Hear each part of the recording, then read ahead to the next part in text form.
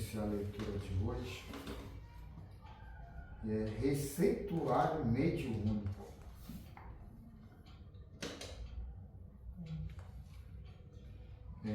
Lá em Atos capítulo 5, versículo 16, está assim: afluía também muita gente das cidades vizinhas a Jerusalém, levando doentes e atormentados de espíritos imundos, os quais eram todos curados.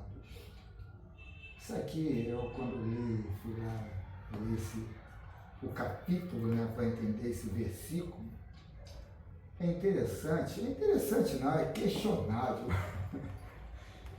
Que os apóstolos, depois que Jesus vai para a pátria espiritual, os apóstolos começaram a trabalhar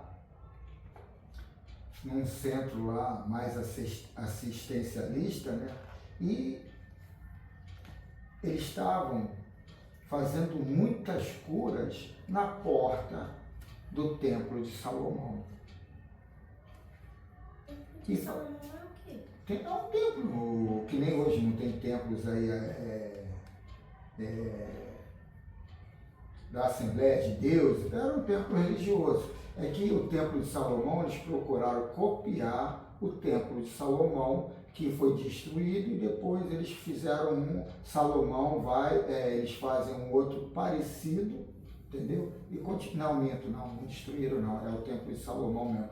Depois que Jesus sai, 70 anos depois, que destrói o templo, que Jesus fala que não vai ficar pedra sobre pedra. Mas aí eles ficam ali no Templo de Salomão e fazem as curas ali. Os religiosos do templo ficam revoltados. E aí criam lá uma situação para prender todo mundo. E nesse versículo coloca que Jesus, ou um espírito, vai lá e liberta eles e pede para ele voltar para a igreja para fazer as curas. Para que a violência de ir para a porta da igreja? Uma afronta, né? Lógico. Ali é o terreno deles, mano? Aí são essas coisas que eu não sei se são verdades ou são imposições do catolicismo para criar algum conceito, mental e aprisionar as pessoas nessas crenças limitantes. Porque são situações ali que a não violência é o trabalho. Partindo de Jesus, né? Aí que tu fica assim. Não tem como. E ainda põe Pedro no rolo, tem outras passagens, põe Paulo no rolo, aí tu fica assim, é verdade ou não é verdade? Então, são situações que ele não coloca aqui, essa parte, mas quando a gente vai ler o capítulo, vê lá, tu fica assim, para que a espiritualidade vai lá, vou abrir aqui, todo mundo sai e volta lá para a porta do templo para curar. Aí na Bíblia Católica ele coloca ali toda uma mensagem de fortalecer o cristianismo. Para mim não tem fortalecimento de cristianismo, tem afronta. Tem uma situação. Ali a praia deles, quem vai ali está crendo naquilo ali. E se você faz ao público e todo mundo está vendo e não quer frequentar, que ele só quer a cura dele e voltar para ali. Só o fato de milagre ali de Jesus, o Espírito chegar e... Aí são situações que eu fico assim... Mas minha mãe até batia em mim, porque eu lia certas coisas que eu questionava o padre. O padre ficava numa enrascada, que ele não sabia nem responder. Mas ali é o seguinte, nessa situação, eu acho que o mais correto é quando tiver uma autonomia, sair. Não adianta, porque ali é a praia dele, ele está sendo sustentado por ali. Ele quer colocar toda uma situação desprendida, mas ele está comprometido. Tu sabe a diferença entre estar comprometido e estar envolvido na construção do Egg-Burger? O ovo ali é da galinha, a galinha está envolvida. Agora, o hambúrguer é do boi, o boi não, está comprometido, porque ele teve que ser abatido para estar ali, mano? Então é a mesma coisa. O cara, ele está ali comprometido ali, ele vai, se eu parar com isso eu morro de fome. Tem muita coisa em jogo ali. Aí quer dizer, a gente tem que entender o processo. Minha mãe quer que eu fique aqui, o meu pai. Eu ia lá para Corimba lá, ficava a noite toda. Chegava às 7 horas da manhã, a gente saía de manhã, estava de dia já. Lá em Vale do Ipê, eu morava em Vicente Carvalho. Pegava o ônibus, ia andando, depois ia andando para a boa. Quando chegava lá, eu ficava lá o dia todo, a noite toda. Pô, que brava. Mas, e minha mãe que me levava. De repente já estava achando, ele está gostando, ele vai fortalecer a espiritualidade. Mas tu não questionava, não? Não questionava nada, eu quase não saía. Quando ia, eu saía, pegava um ônibus com ela, achava até. Era bacana, né? Passeio. Agora que era doloroso estar lá a noite toda, era, né? Mas às vezes tem coisas que a gente faz que a gente não gosta. Não, mas então. é necessário. Não sei se é necessário, é que ali tu está sendo conduzido por alguém que comanda, que manda. Agora, é o que eu falei, quando você tiver autonomia, você faz o que você quer. Não tem que entender a situação e depois, mais tarde, eu vou mandar no meu terreiro, mais tarde sou eu. Hoje eu tenho que estar aqui. Eu conheci muito essa parte da espiritualidade, sim, mas depois que eu comecei a ir no centro de Cotinha, ali, sabe? Porque antes era só no catolicismo, aí comecei ali. Anteontem eu fui na missa da minha mãe, missa de 1 ano de desencarnado. Meu Deus do céu, levanta, senta, ajoelha, levanta, senta. Eu falei, e só gente idosa, eu falei, pô, esse pessoal que sofre de reumatismo aqui, Mas tá bom pra eles, tá fazendo fisioterapia. Pô, mas aquele, para ajoelhar naquele pau Eu seco. no joelho. Para aquele ajoelhar naquele pau seco. Eu não joelho. Aí eu falei, caramba, botar o joelho ali, o meu já dói, imagina uma pessoa idosa. Eu não Eu joelho. tava no teu lado, Então vamos lá, ouvir o Milanês aqui.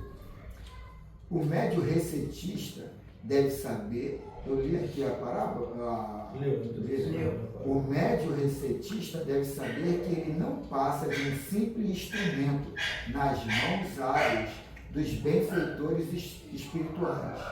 E se porventura alguém se curar dos seus males por seu intermédio, ele deve transferir imediatamente para Deus toda e qualquer gratidão dos beneficiados, arrancando pela raiz todo o impulso de vaidade que começa a nascer das sementes dos administradores. E quando impuser suas mãos em enfermos, restabelecendo-lhe o equilíbrio orgânico e espiritual, não deve se louvar de boca própria, mas procurar esquecer o benefício surgido pelo seu intermédio.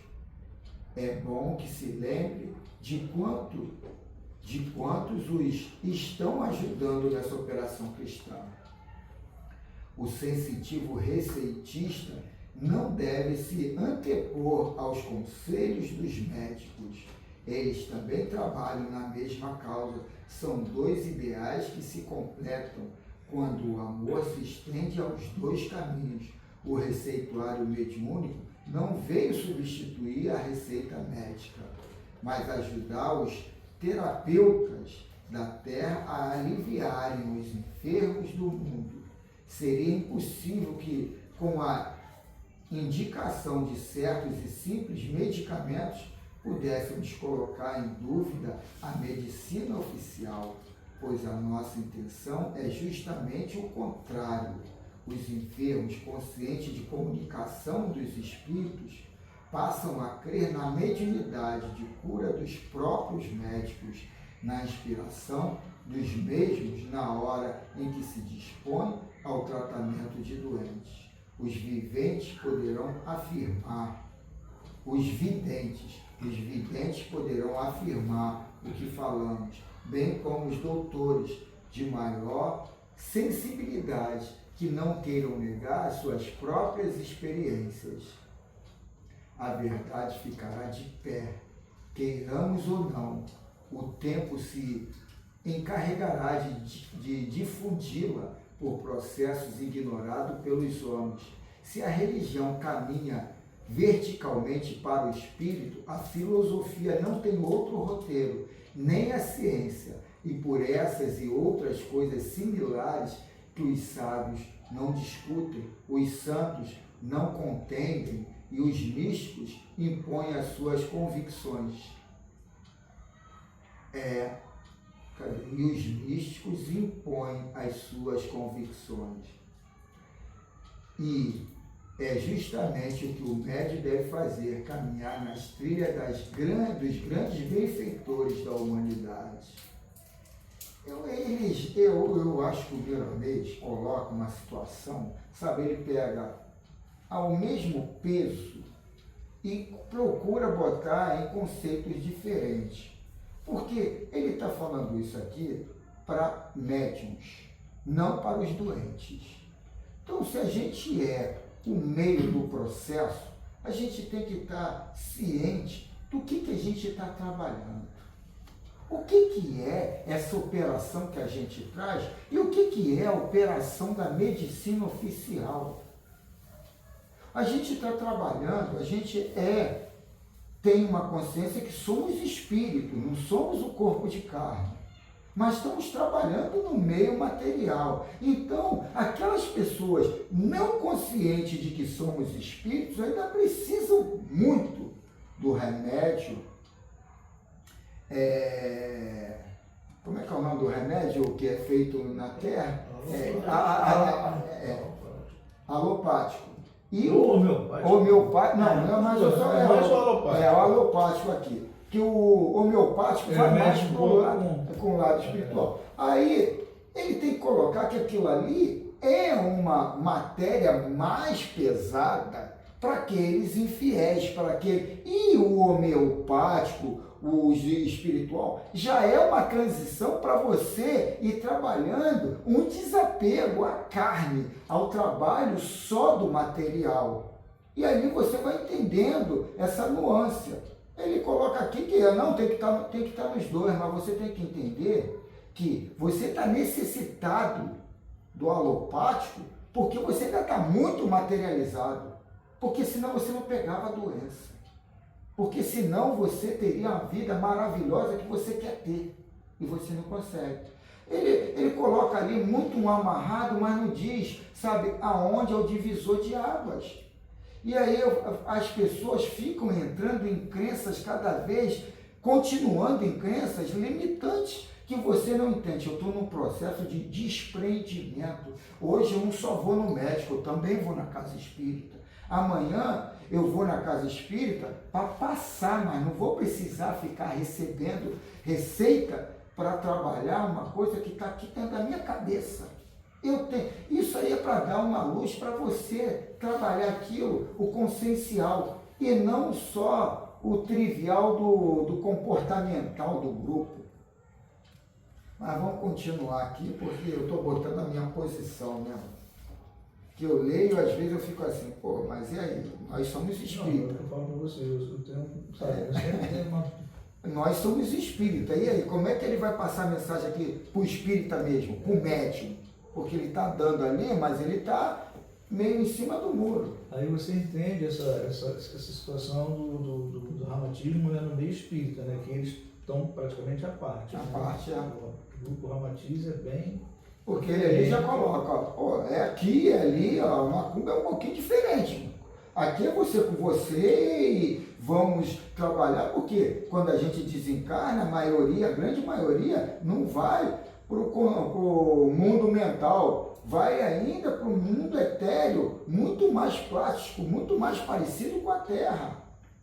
Eu estava vendo um médium baiano que põe nas comunicações, ele falando no mundo, no umbral um pouquinho mais denso, não é o nosso lar nem nada, o tipo de alimentação. Ele fala, as carnes são quase podres. E ele vai falando uma porção de situações e que lá no mundo espiritual denso, aquilo são iguarias. Então imagine o que é reservado a fubazada ali, ao pessoal mais baixo. E como é que as pessoas conseguem comer carne podre, cabeça? Não, mas aí é que tá. Você leu o Nosso Lar? Quando o André Luiz vai ver o avô? O 1 e o 2. Não, o leu. Não falei o filme. O leu. Ali, quando o André Luiz vai visitar o avô, ele está com um bolo de estrume e André Luiz vendo o estrume. E o avô está vendo que era ouro. Entendeu? Então nós somos a nossa crença. Então é esse divisor que deveria ser colocado aqui de uma forma mais lógica. mais clara, porque o livro é para espírita. É que nem eu às vezes falo com o Júnior aqui, Júnior, tu não caiu, filho, tu está numa casa espírita, mano. A gente está conversando e focando o lado espiritual e não o lado comportamental, trivial lá fora. Se a gente não levar em prioridade o espiritual, pô, a gente não está conversando na casa espírita, a gente está conversando um bate-papo lá fora. E aí, quer dizer, não entende que entrou numa casa espírita, que o assunto, o inicial é o espiritismo. É o desprendimento da matéria, entender que tem ali a casa verdadeira, está ali próxima, a gente daqui a pouco está lá, e a gente tem que mudar a nossa consciência, senão a gente vai morrer mal. Vai chegar lá cheio de neurose, cheio de vitimismo. Por quê? Porque não teve essa associação muito rápida. Então, assim, eu admiro muito o Herculano Pires, porque ele preza muito o lado filosófico e científico da doutrina. Quando tu cai muito pro lado religioso, tu começa a cair nessas situações aí, né? De buscar o centro só para o passe, só para desobsessão, enfim, para o receituário, né? É complicado, sabe? Os doutores não têm nada a temer quanto à indicação de remédio pelas vias mediúnicas, pois as multidões que se comprimem nas casas espíritas quase sempre não dispõem de recursos para pagar receitas e comprar xaropes. Aí eu entendo o trabalho da Umbanda, do Candomblé, que vem colocar um assistencialismo quase que 100%. Não é ensinar a pescar, é só ir ali. Tratar só da vida do cara aqui na Terra. Aqui na Terra. Entendeu? Pensando no plano espiritual. O homem espírita, né? Ontem eu estava conversando com meu irmão, anteontem, que foi a missa da minha mãe. Aí, ele falando da situação da minha tia, que tinha um pouco de... Ele saiu desse relacionamento da gente, quando a gente saiu da casa da minha tia, ele ficou meio com uma espinha na garganta, né? Eu falei, isso aí, Marcelo, isso aí é a visão dela com a gente. Você tem a visão tua com a gente. Eu tenho a visão minha com o grupo ali também, com a gente. Cada um tem suas verdades. Agora, nessa hora, nessa fase, o que adianta? Sabe por quê? Você não está vivendo para a salvação dela ou para infernizar a vida dela. Você está vivendo para a salvação sua ou infernizar a sua vida, somente isso. A vida dela você não vai modificar você querendo.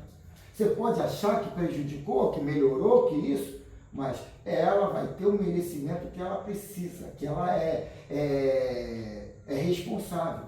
Então, cara, se ame. Eu não estou falando isso por ela, é por você, esquece isso. Porque ela teve a visão dela. De repente, na visão dela, eu vou te dizer, eu lembro da minha tia quando ela tinha 27 anos. Hoje eu penso, 27 anos, de repente ela se confinou num tipo de vida em prol de um grupo. E a vontade era falar, cada um viva a sua vida, eu não sou responsável por ninguém e tal. Quer dizer, cada um tem uma visão. E aí ele, não, eu deixei para lá. Mas é esse tipo, e ela da Corimba, mas esse tipo de trabalho que não é feito, do desprendimento, mas não para amanhã ou depois, é para agora, porque é agora. O que importa é o agora, é o hoje, é o aqui, é a presença. Amanhã, e aí amanhã? Amanhã pode não existir, amanhã eu posso não estar aqui, não estar ali, amanhã eu posso não estar nem mais pensando nisso, está em outra. É o agora. E agora é que eu faço as energias para o amanhã. Por isso que agora é o mais importante, né? O receituário mediúnico pode ser um grito de clemência para que os homens não sejam hipnotizados pelo ouro. É um grito de fraternidade dos céus para que a ciência da terra se abrace com a ciência do espírito. Se a nossa fala parece de difícil compreensão, eis o que poderemos acrescentar, retirando de Mateus capítulo 11, versículo 15. Quem tem ouvidos, ouça. É interessante esse quem tem ouvidos, ouça, porque esse estudo daqui é legal para a gente construir, sabe? Construir um conceito coletivo, uma estrutura conceitual ou consensual do coletivo. Essa egrégora que é o nosso grupo aqui, trilhar o mesmo caminho.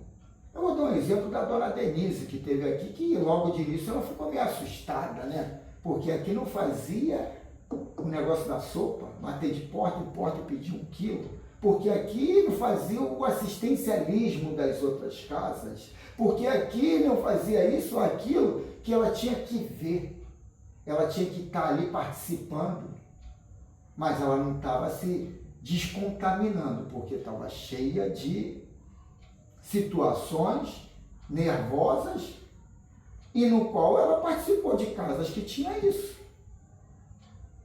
O autoencontro, a autorresponsabilidade, a autoiluminação é uma maquiagem para se colocar uma identidade de gente boa. E eu comigo mesmo. Então, Jesus... não é aqui não. Conhecereis a verdade. Aqui não tinha essa mensagem? Conhecereis a mensagem. Conhecereis a mensagem vos libertará. Conhecereis a verdade os libertará. Que verdade é essa? Que verdade é essa que vai me libertar? A verdade vem a todo momento. O momento. E o momento vem e a gente deixa passar. O momento vem de novo e deixa passar. Esse momento, ele vem e a gente deixa passar, aí ele diminui. Aí você pensa que acabou, mas daqui a pouco volta a mesma situação. E daqui a pouco volta, e daqui a pouco volta. E o que é essa volta? Essa volta nada mais é de energias que você tem que trocar, que você tem que transmutar. E essas energias, que até então a gente tem que entender de física, não, essas energias são situações que o universo cria em cima das nossas necessidades, ou o eu crio inconscientemente, para eu trabalhar essa energia. Olhando que tu acha que te pega. Tudo. E é você. A discussão, a briga, tudo isso ali está. E qual é as situações antagônicas? O qual você não transmuta essa energia e deixa isso continuar. E qual é a outro lado que você transmuta? O lado que você continua é o vitimismo. A culpa é dele, a culpa é dela, eu não aguento essa situação, eu não tenho paciência para mudar os outros, eu não vim aqui levar o fardo do mundo, aí as desculpas a gente põe todas. É igual aquele que está passando nos outros. Uma pergunta. Fala. Então, não é muito relacionado ao assunto, mas o que você faz para conseguir se amar, sabe? Tipo, conseguir ter um carinho por si mesmo. Aí é que está, isso aí é um desdobramento de situações. A gente quer uma pílula, eu quero ficar forte, eu quero aprender inglês, eu quero aprender aquele exercício, aquela mecânica para ganhar dinheiro, todo mundo quer a pílula, ninguém quer fazer o processo. Ninguém fazer o caminho. E esse processo é a materialização do teu desejo ali na frente. Só que a gente está brotando como se fosse uma flor, sabe? Só que é o seguinte, você não é a matéria, você é espírito. Você está trabalhando na matéria para criar uma realidade, mas o tempo e o espaço, você está se condicionando, eu quero hoje. Você não tem tempo, você é imortal. Então isso tudo é com condicionamento. Você está com 12, 13 anos hoje, mas você vai ter 12, 13 anos muitas vezes. E teve muitas vezes, mas a gente quer o imediatismo. Mas aí um lado é o vitimismo, que vai postergando esse momento de transformação. Qual é o outro? Que é o lado para você trabalhar isso. É a autorresponsabilidade. Na hora que vem a irritação de tu dar um soco, de você gritar, você fala, a culpa é minha. O problema é meu. Eu que criei isso tudo. Aquela pessoa que está ali, ela está sendo um instrumento para mostrar para mim o que eu tenho dentro de mim. Só que aquela pessoa que está ali, ela também é uma pessoa passiva de a gente ter um carinho com ela, porque por mais que ela está me dando um soco, por mais que ela está me xingando, por mais que ela está fazendo o que for, o que ela tem dentro? Ela tem sofrimento dentro dela. É a forma de materializar, de violentar o sofrimento dentro dela. Mas ela tem sofrimento, porque se ela não tivesse, ela não estaria daquela forma. E eu também tenho sofrimento dentro de mim. Se eu estou aqui na doutrina espírita, estou aqui lendo uma porção de livros, e eu não entendo que esse momento é o meu momento de transmutar energias ruins dentro de mim. E eu não. Eu vou lá no vitimismo e começo a discutir, a também querer dar um soco, um tapa, e eu não entendo. É calar, é entender a situação, falar, pô, eu estou errado, eu estou isso, mesmo você não está achando. Muito mais inteligente do que fazer campanha do que eu. Muito, não, Ele está resolvendo o problema. O A problema. campanha do que só está alimentando uma situação que não te compete resolver. Lógico. O compete é você pagar os seus impostos em dia e deixar na mão das autoridades competentes para resolver aquele problema. Estou no mundo, mas não sou do mundo. É isso aí. Agora as pessoas querem te colocar um sentimento de culpa, de medo, para te manipular, para tirar um dinheiro teu e sustentar o gordão. Que nem às vezes o pessoal fica brincando que eu fui viajar com o cara, aí o cara meteu tanto dinheiro nas caixinhas lá, aí eu falei, meu Deus do céu, podia ela me dar esse dinheiro, eu estou precisando aí. Pô, aquilo ali é para uma boa causa. Eu vi muita gente aí com perfil de Michael Jackson, aí por quê? Adorava as criancinhas. Aí eu brinquei assim, para ele, pô, você brinca coisa perigosa. É comportamento, é entender. Se eu posso fazer a coisa, eu faço ali diretamente.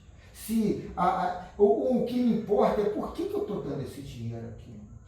Qual é a intenção? Eu quero dar uma alforria para mim mesmo, comigo mesmo? Ou eu quero fazer o bem? Então eu tenho que entender qual é a minha atitude. É um jogo de xadrez, qual é a minha atitude ali na frente? Será que eu vou perder a rainha? Vou perder o meu reino todo? Eu tenho que entender isso e saber. Quando eu falei domingo passado, o Valdemir ficou meio, não, mas o São Germán era outra situação. Eu fiquei abismado com aquilo, eu falei, pô, tem um código de estratégia, de posicionamento para você ser Deus. Ele coloca, não, eu brinquei porque eu fiz isso, eu fiz aquilo, e aqui está aqui, a gente está sabendo qual é o código. Só que a gente não põe em prática. E ele fala, eu brinquei, né? Nessa minha última encarnação eu brinquei. Pô, na penúltima ele foi José, mano. Nessa eu brinquei. Eu vivi até 200 anos, aquilo, aí tu vai ver lá na Bíblia, lá 300, o cara, aí tu não acredita. Mas será que existiu? Não, isso que eu falo que eu acho do Caio Fábio, ele faz um estudo referente às primeiras civilizações da Terra, que ele diz que comprovadamente as pessoas viviam nesse período. É que não tinha, sabe, as crenças limitantes que hoje a gente está condicionado.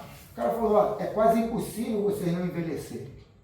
Não adianta eu ficar falando aqui, é quase impossível vocês não envelhecerem por causa da cultura de vocês. Fica assim, cara. Você é isso, né? Mas eu estou lá. Agora eu estudo assim. Vai falando, a gente aprende. Médiuns, veja as coisas, verde, passou aqui. É por isso que a gente está aqui. Médiuns, vede as vossas responsabilidades diante dos que padecem. Se sois médios de cura e afluem ao vosso encontro milhares e milhares de pessoas, não esqueçais de vossa conduta. Sede os primeiros a serem educados e imponde a vós mesmo a disciplina. E se o engano dos homens vos coloca em dúvida, se a perseguição for o vosso salário na terra, se os que se curarem se revoltarem contra vós, não mudes a vossa opinião acerca do Cristo. Tende-o sempre como mestre que vos acompanha com o maior amor. Sede mais humildes, mais prestativos e nunca vos esqueçais da esperança no Senhor, que assim se expressava para os discípulos em dificuldade. Aquele que perseverar até o fim será salvo, e não pareis de atender com amor e pelo amor aqueles que vêm procurar-vos. Aí ele repete: afluía também muita gente das cidades vizinhas a Jerusalém, levando doentes e atormentados de espíritos imundos, os quais eram todos curados. E lá diz que até Pedro curava pela sombra dele, onde ele passava, a sombra curava as pessoas. Eles levavam e queriam estar ali perto, por isso que às vezes não precisava nem se identificar, só falar que a sombra de Pedro já curava. E veja que tem olhos de ver, né? Então, vamos pedir aí o Valdemir para fazer a prece inicial para você, Valdemir. Todos nós juntos, né? Nessa mesa, a gente aqui, nas nossas palavras, agradecendo a Deus por mais uma oportunidade de nos reunirmos para buscar o conhecimento, o entendimento e que tenhamos a possibilidade de colocar em prática, principalmente essa busca, né, da reforma de atitude, de gestos, para que possamos aproveitar ao máximo essa encarnação, já que a verdade está chegando até nós, né? Que a gente saiba distingui-la e usar para o nosso bem. Nos lembramos ao iniciar a reunião dos companheiros, dos irmãos que estão lá fora, cada qual na sua prova, na sua expiação. Sabemos que não nos falta o apoio, o amparo, e quando formos chamados a servir, possamos estar com bastante coragem, né, para fazer a parte que nos cabe desse contexto, mundo terra, plano físico, espiritual. Que a reunião transcorra em paz e que o aprendizado seja o máximo. Que assim seja. Então vamos ao segundo livro. De maneira para dar uma fechada lá no portão, né? Pode ir devagar, Maria. Então. Não, agora é outro livro, né? Deixa eu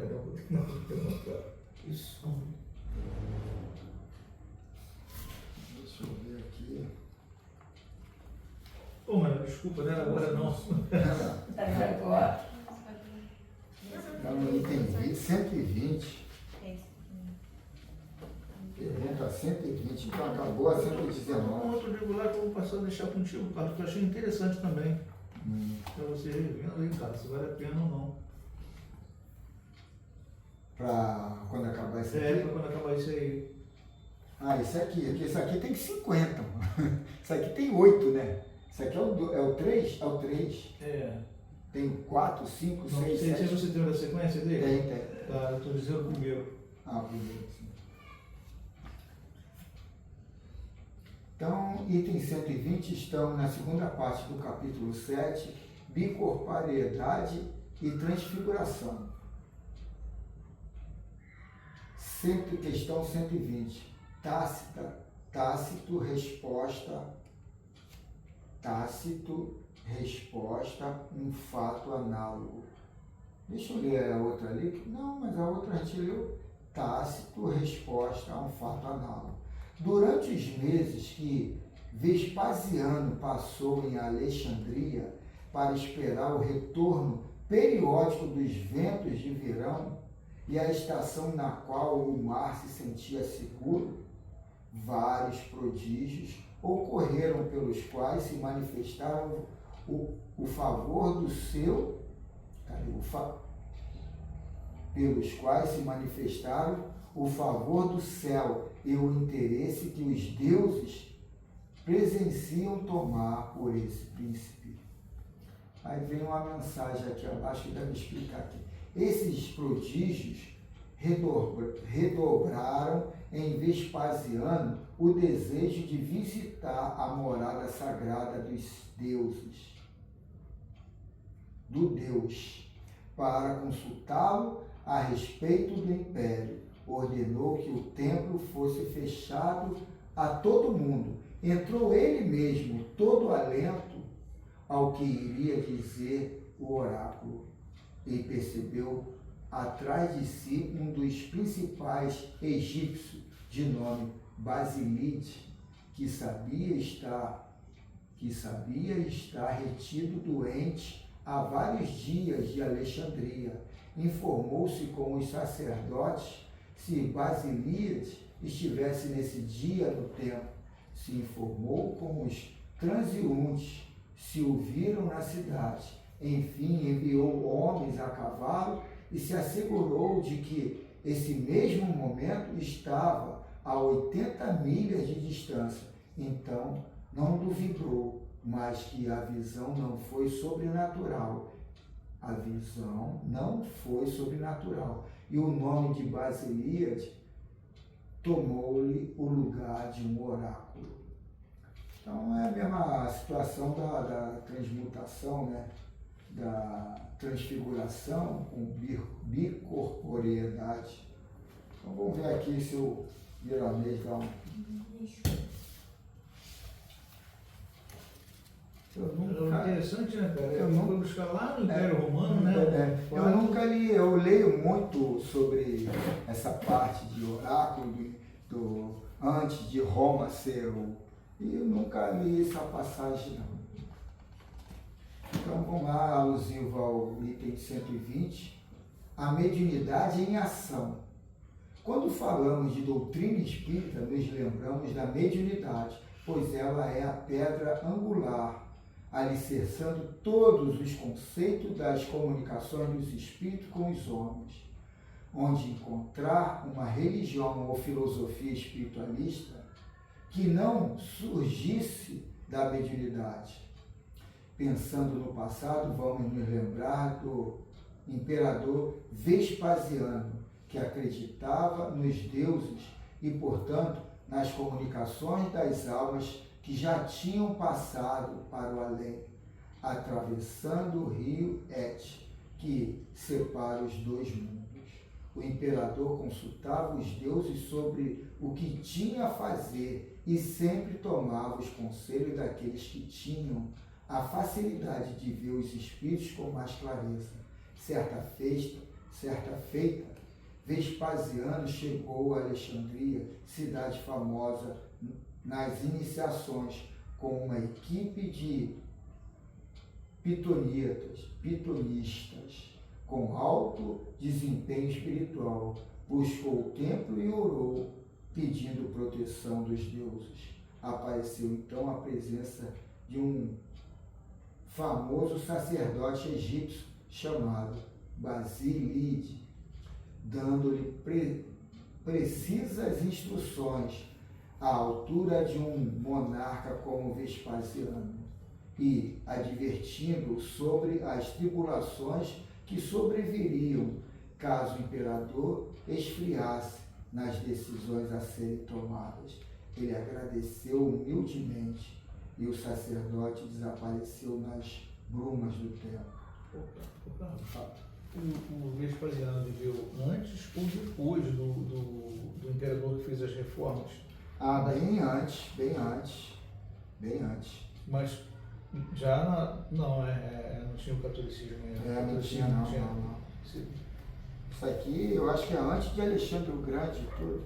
Quer dizer, deve ser uns 500, 600 anos antes do Cristo. Quer dizer, vocês são mediúnica. Vocês são mediúnica. E você vai ver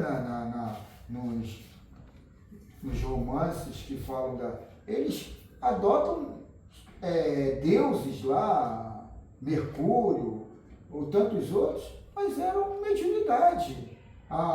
Eles falam que uma estátua chegou até a sangrar, a chorar e tal, materializações ali de mediunidade, na qual eles tinham o mesmo desempenho que tem hoje. Hoje a gente está aqui travestido de mais intelectualizado e tal, mas as crenças são muito parecidas. No quinto século, né, que houve parou a crença na reencarnação e passou para... Não, eu acho que não foi nem no quinto, foi mais aí com o imperador Constantino, que ali tem facções de cristãos que eles estavam entrando a porra de todo mundo contra todo mundo. E ainda mais, a mensagem inicial era contra os judeus, mas depois ficava um contra o outro. Aí ficou uma bagunça. E aí o Constantino vem e pega lá alguns ícones das equipes, depois põe dois lá, que eu acho que é Ariel e o outro não lembro o nome, e ali escolhe ali o que vai formatar a religião oficial. E aí dizem que tem todo um interesse ali político, né? Até a mulher do imperador puxa a brasa para um lado, porque ela era uma segunda esposa, um rolo desse, né? De separação disso, e na outra doutrina ela ia tomar fumo. Aí ela prefere uma. Aí quer dizer, tem todo um rolo, um jogo político na hora de escolher a doutrina oficial, e aí vem aí o catolicismo. E nisso vai se consolidando aqui e ali. Mas aí eu fico vendo, a espiritualidade estava toda ali. A gente era necessário entrar para essas crenças limitantes para fortalecer bases, para depois a gente se desvencilhar disso tudo. Ele não fala com ele, mas ele não entende. Né? Ele fica nessa, sabe, batendo sempre na mesma tecla. O evangelho que ele fez, o papel dele, está fazendo o papel dele. É preciso que ele faça isso no momento, não tem como. Entendeu? Isso aí é legal, porque eu me vejo assim, não é que eu sou melhor, mas eu me vejo mais antenado. É um livre-arbítrio. Eu vejo assim, pô, aquele ali tal. Mas eu ainda sou intrigueiro, ansioso, nervoso, é uma porção de coisa. E a gente, essa autoexame que é legal, que você começa, mas daqui a pouco, ou nessa encarnação ou outra, eu sei que eu vou ter que trabalhar disso de uma forma mais contundente. Conhecereis a verdade dirá quem você é. E é um início para você já começar a transformação. É verdade, né? Bom, interessante o tema aí hoje. Ao sair Vespasiano da casa sagrada, a sua razão se lembrou que aquele sacerdote morava à distância de mais de 100 quilômetros. Morava à distância de mais de 100 quilômetros, de maneira que ele mandou verificar onde o sacerdote morava, se ele tinha vindo a Alexandria, ficando constatado que ele estava em sua residência, e ainda mais, adoentado, comprovando assim o fenômeno de desdobramento, aparecendo no templo a Vespasiano em corpo espiritual, com o mesmo interesse de sempre na orientação de seus assistidos. Em um futuro que não está muito distante, os seres humanos deverão nascer com mais faculdades desenvolvidas, como essa a que nos referimos, do desdobramento, mais ativa e sendo consciente. Como negar a vida da alma? Quando se pode sair do corpo em viagens astrais, ainda mais trabalhando no bem comum e com plena consciência de seus deveres?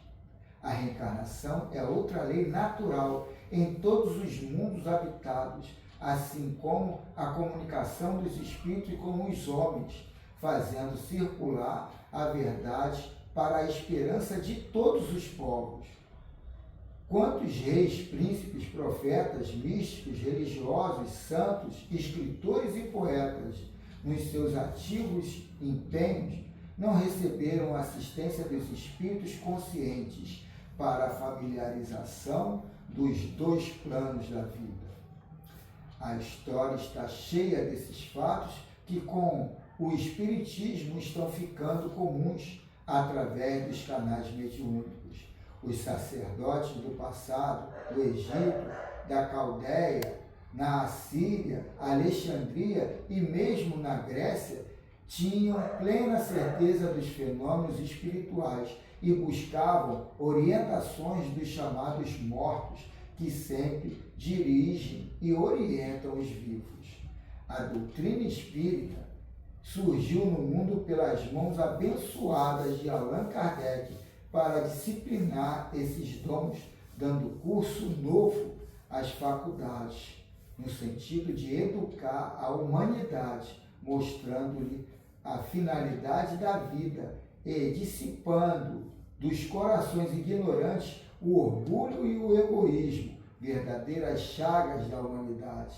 A doutrina espírita nasceu, cresceu e está se expandindo para envolver o mundo, levando as verdades mais puras para os sequiosos de luz. Tu, que nos está lendo, se és espírita, passa, se já não o fizeste, a modificar a tua vida. Trabalha por dentro e faça-te esquecido dos defeitos alheios. Podes observar os outros, mas com intenção de modificares a ti mesmo. Foge do alarde e irradia o exemplo nas linhas do amor e da caridade. O médio vencedor é aquele que vence as suas próprias deficiências, superando as paixões inferiores e aproveitando seu tempo para amar, construindo seu mundo interno, sendo medianeiro de Jesus. Paulo escreve aos Filipenses: e a paz de Deus, que excede todo entendimento, guardará os vossos corações e as vossas mentes em Cristo Jesus. É o apelo de Paulo a todos os companheiros em Cristo para a educação dos seus passos, que os médios ouçam a voz do mundo espiritual ligada ao nosso Senhor Jesus Cristo, dizendo que a verdade liberta e que o exercício da caridade salva de todos os liberta e que o exercício da caridade salva de todas as investidas do mal. Assim seja. O Nivaldo relata um fato de corporeidade no dia do que o Chico Xavier, me parece até que no filme aí que passou há pouco dizer sobre a vida dele, foi relatado isso. Ele estava muito doente e pensou, pô, se o Chico pudesse, aí o Chico realmente foi até ele e fez ligou lá a receita, né? E ele melhorou a partir dali.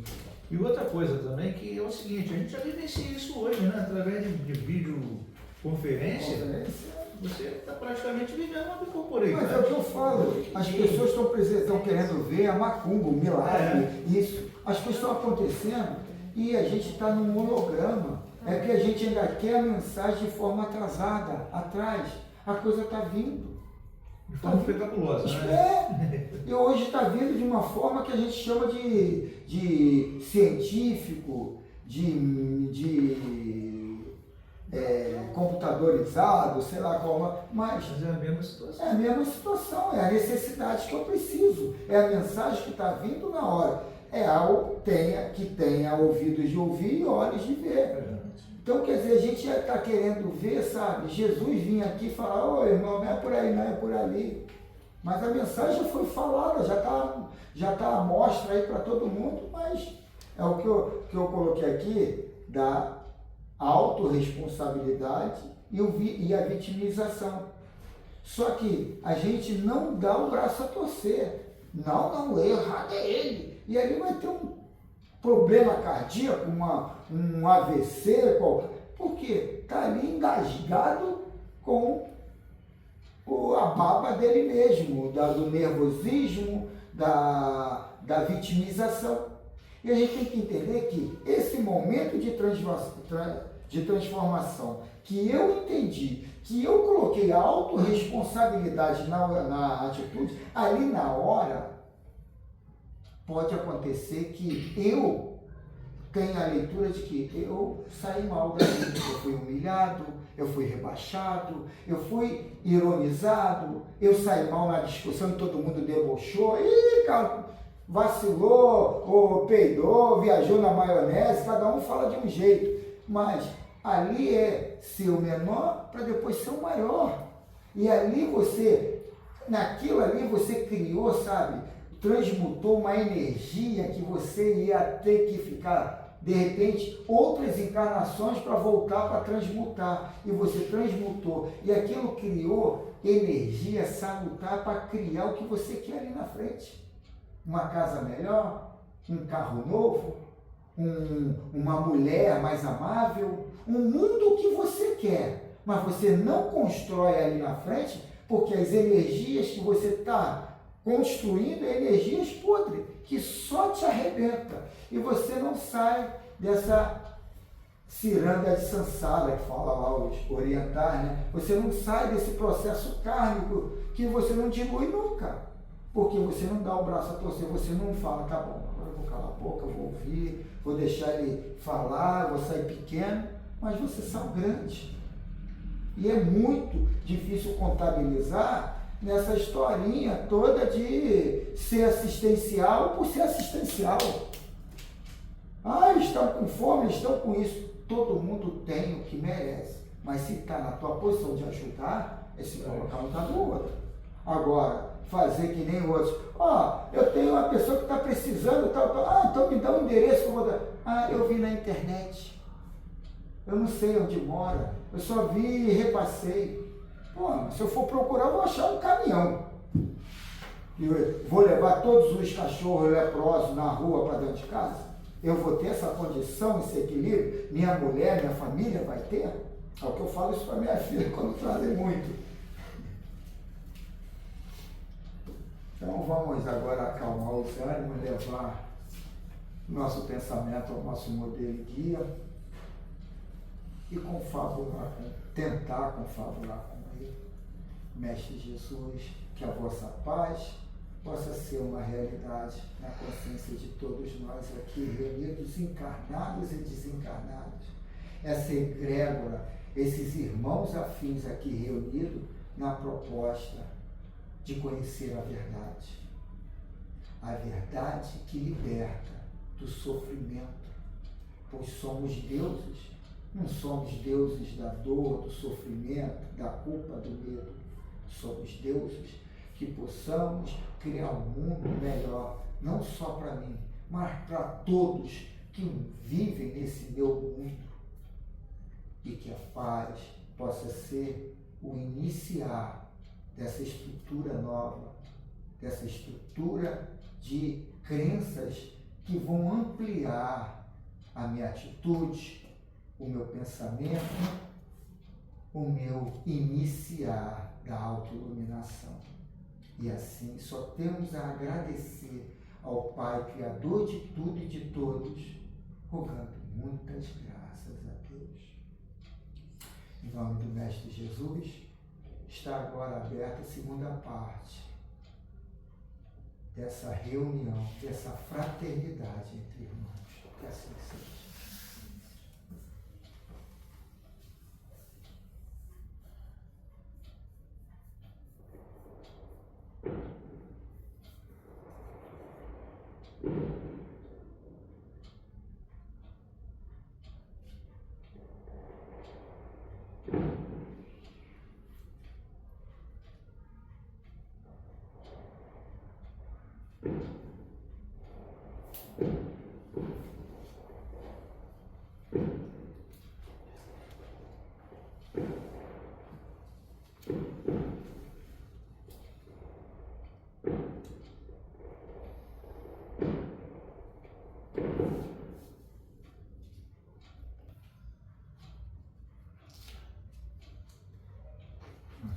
Estamos chegando já ao término desse encontro. Vamos voltar ao estado consciencial, voltar a levar o pensamento do Mestre Jesus. Mestre, agradecemos por estarmos aqui, dar essa prioridade nesse dia de sábado à noite, dando preferência a estudar e a armazenar estruturas bem selecionadas, bem trabalhadas e colocadas no nosso arquivo mental para poder no dia a dia tomar decisões mais assertivas, no impulso ou demoradamente, saber que estamos cada vez trabalhando essa autoiluminação, trabalhando de forma concomitante o autoconhecimento. E assim só temos a agradecer ao Pai, dando muitas graças a Deus.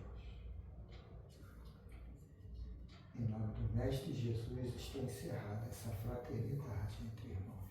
Que assim seja.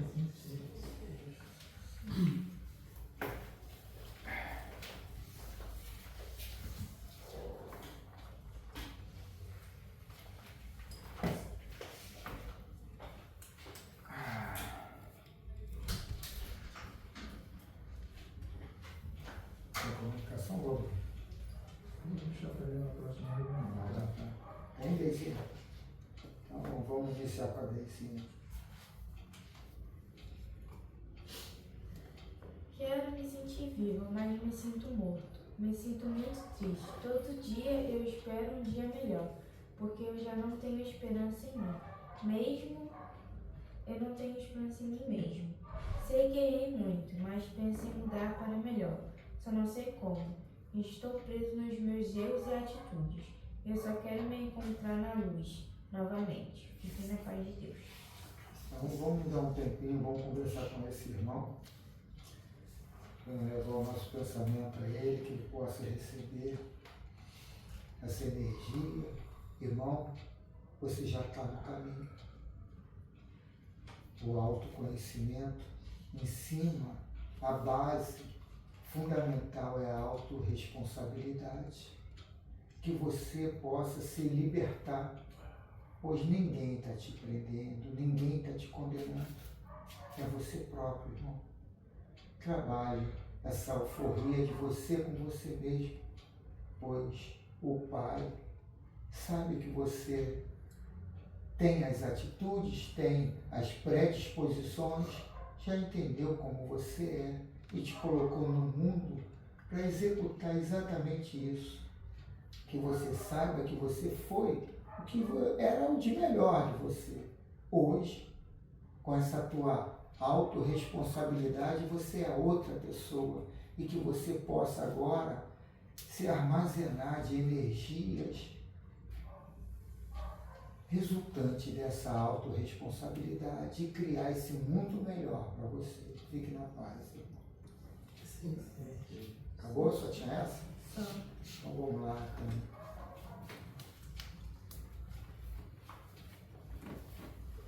Pai, de amor e caridade, eu te agradeço por estar aqui mais uma vez para ouvir este estudo que foi passado hoje. Irmão, hoje eu gostei muito do esclarecimento do irmão Carlos, pois ele nos esclarece muito bem muitas coisas que o livro às vezes não é tão claro. Não é uma crítica ao livro, é que ele traduz às vezes para nós. Que Deus nos dê sempre esta oportunidade de estar aqui sempre. Aqui neste centro, pois eu me sinto já da casa, pois venho com frequência e sempre saio bem. De onde eu tô? Saio bem, pois sou muito bem recebido pela parte que dá o suporte para esta reunião acontecer, mas eu já me afeiçoei a todos, encarnados e desencarnados, que assim como eu, estão aqui para aprender. Que a paz do Mestre Jesus continue com todos e que venha a próxima reunião. Hoje, especialmente, gostei muito. Gratidão. Assim seja.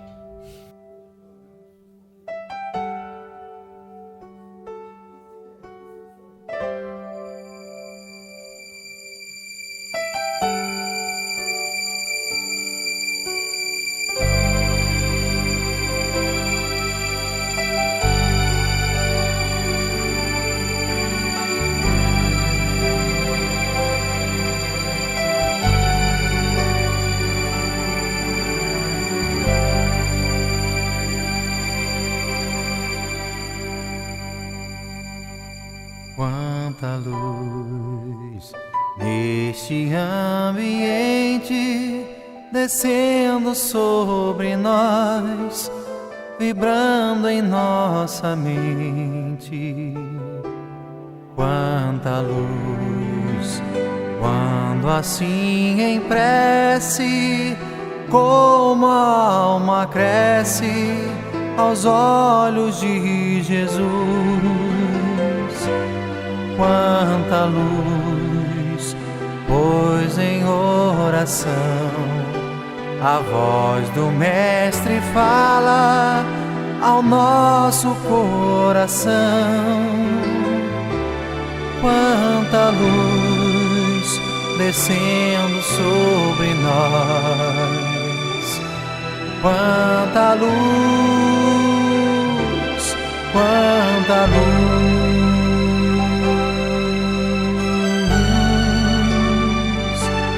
quanta luz,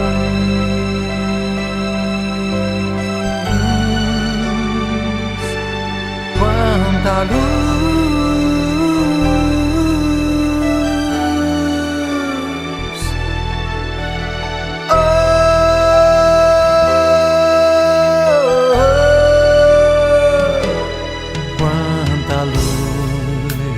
Neste ambiente, descendo sobre nós, vibrando em nossa mente, quanta luz, quando assim em prece, como a alma cresce aos olhos de Jesus,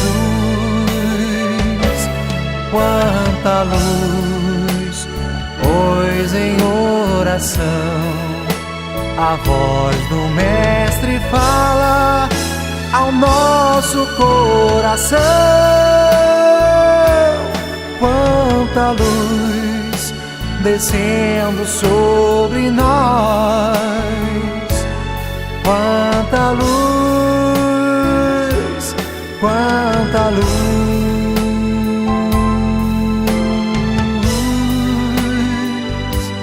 Quanta luz,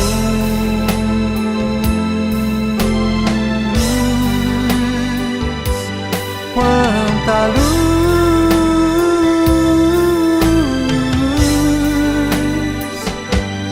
quanta